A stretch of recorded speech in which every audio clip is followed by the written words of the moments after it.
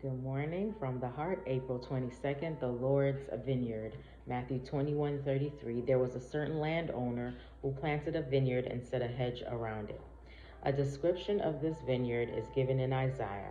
Now will I sing to my well-beloved a song of my beloved touching his vineyard.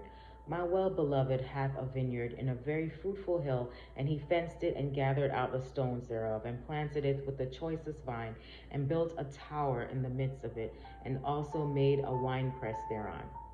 This figure represents the advantages and opportunities given to Israel. Through Moses, they received divine precepts and commandments. God gave them riches and prosperity. They had every temporal and every spiritual advantage.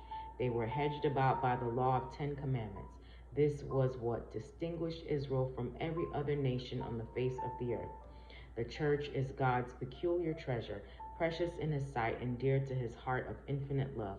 The householder made every provision that the vineyard should receive the best of attention. Nothing was left undone that could be done to make the vineyard an honor to the one who owned it. With fire and tempest and death, the great I Am redeemed his people to make them glorious as his special representatives. He took them out of the land of bondage. He bore them as upon eagle's wings and brought them unto himself, that they might dwell under the shadow of the Most High. Christ was the invisible leader of the children of Israel in their wilderness wanderings. They witnessed a most wonderful manifestation of God's power when they passed through the Red Sea, and day by day they journeyed under the pillar of cloud, the symbol of the divine presence. With such a leader, with such manifestations of his greatness and power, the children of Israel should have been inspired with faith and courage to go forward. Only two of those who crossed the Red Sea lived to go over into the promised land.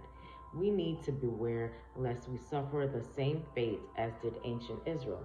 The history of their disobedience and downfall has been recorded for our instruction, that we may avoid doing as they did.